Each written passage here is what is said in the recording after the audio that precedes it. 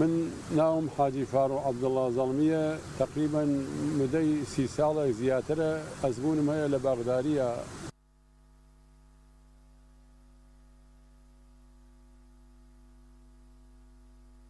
هەنجیری زەڵم قوربانیان زیاد لە دەنەوە هەنجیرمان هەیە، شاهەنجیرمان هەیە، زەردە هەنجیرمان هەیە، بەغاییمان هەیە،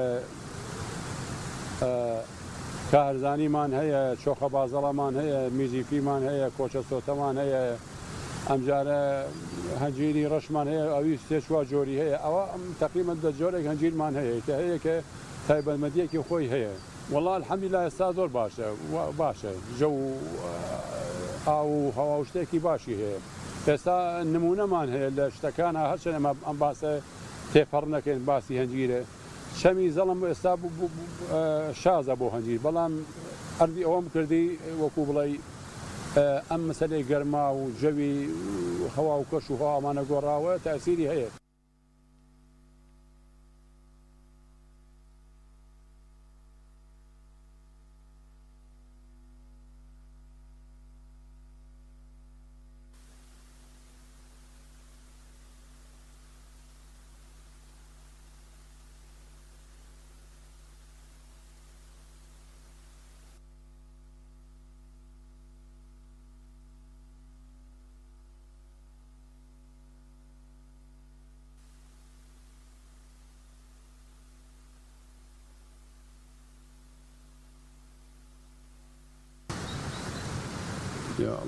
ئەمە شاهەنجیرە هەنجیرێکی باشە،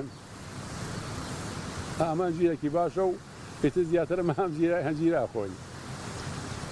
وەڵا هەنجیر جارێ لە خوای گەورە لە قورئانی پیرۆزە باسی کردووە وەتین سوێندی خواردووە بە هەنجیر، بەڵام گەلێ لە زاناکانیش ئەڵێن تین بە معنای تووری سیناوە هاتوو، ئەو شوێنە پیرۆزەی کە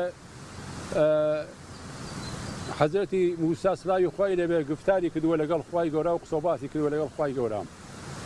لەم لاوە هەنجیر تەمان دیارە هەمومان دەزانین میوەیەکی ناسکە. ئێستا ئەمە گیر ئەچنی بەتایبەت ئەم شاهەنجیرە ئێستا لێ کردو دوای 2 سەعات بگاتە شەو ڕەش ئەبێتەوە ناسکە، ئەبێ ئیتر بینەری شوێنی بەبەست و بیفرۆژی.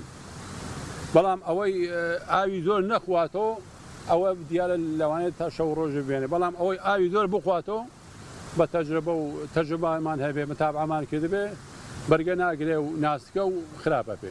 دیارە لە ساڵەکانی 91 لەو کاتەوە ئەو نەخۆشیە پێیا بۆ نەخۆشیێکی خراپ کوشندە لە شەمی زەڵمەوە بۆ هەنجیر ئەکە ئێستاش پیشانتان دەدەم بنێک پێیا بووەتەوە پارە پێرارەکە هۆکارەکەی زیاتر بە بەفر و سەرما ئەمانە لا ئەچێ، بەڵام هۆکاری تریشی هەیە گەر یەکدەنگ دەرمان بووە شوێنرێت و خەڵکەکە ڕێعایەت بکەم ئەوەش باشترێکە. بەهەرحاڵ ئیتر زیاتر ئەوەشی ئەغڵەبی شتەکانی دەگەڕێتەوە بۆ هین بۆ خەڵکەکە، لەبەر ئەوەی ڕەحم و بەزەیی نەماوە، سۆز و عاتب نەماوە، سەدەقە و خێر و خێرات نەماوە.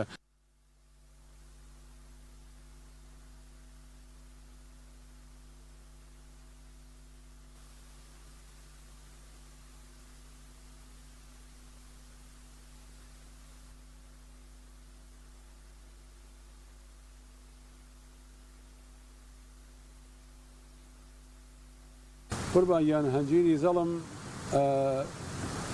ئەتوانم من ئاماژەیە پێ بکەم تاکو ئەم کاتانەش، بەڵامی تر بە بۆنەی گەرمی ساڵەکانە و کاتەکانە و جەو گۆڕاوە ئێستا بەو شێوەیە نەماوە، نەخۆشی لێ یاوە.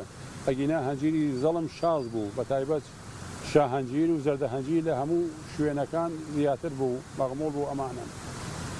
لەبەر ئەوەی ئەو مەسەلەی شاهەنجیر کاتێکە ئەو هەنجیرە لێ یەکەیتەوە ئەبێ بزانی چۆن لەیکەیتەوە بۆ مەسەلەی و جارێ و کاتی خۆی ئەمە وشمان ئەکرد ئەوێستان تا نەختێ گەیی کە گەیی لێی کردەوە یانێ نادانم وەکو چی وایە، بەڕاستی تامولەدەتێکی خۆشیەیە.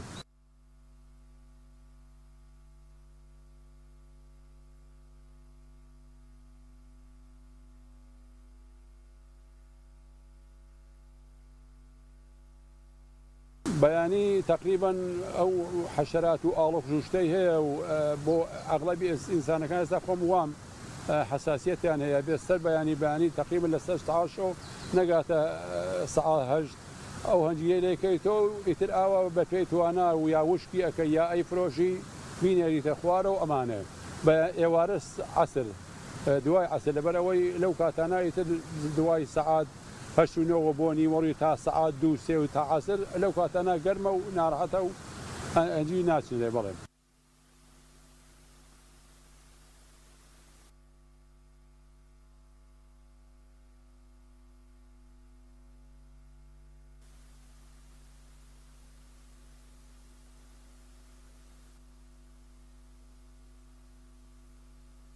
بە هەورامیانی خەومان و زەڵمیانە پێ ئەڵێن قاڵنگە. قاڵنگە ئاوا لەقەکەی هێنیتەوە هەنجیرەکەی لێ ئەکەیتەوە تێگەیشتی لەبەر ئاسانیە ئەو لە قانەی دوور بێ ئاوا بە قاڵنگە هەنجیرەکەی لێ ئەکەیتەوە هێنیتەوە تێگەیشتی ئەمە قاڵنگەیە هەندێک هەنجیر بۆ ترێڕنین بۆ میوەکانی تر بۆ هەنارڕنین ئاسانکاریە بەڵام عەشرەتی خزمانی تەوێڵە پێی ئەڵێن بارە بوەرمی یانە بارە بوەرمی ئاوا بیهێنە لە ئیلیکەرۆ یانە وەکو بڵێ کەلیمەکەی ئەوان ناتێقتر و جوانتر و فەساحترە تا کەلیمەکەی ئێمە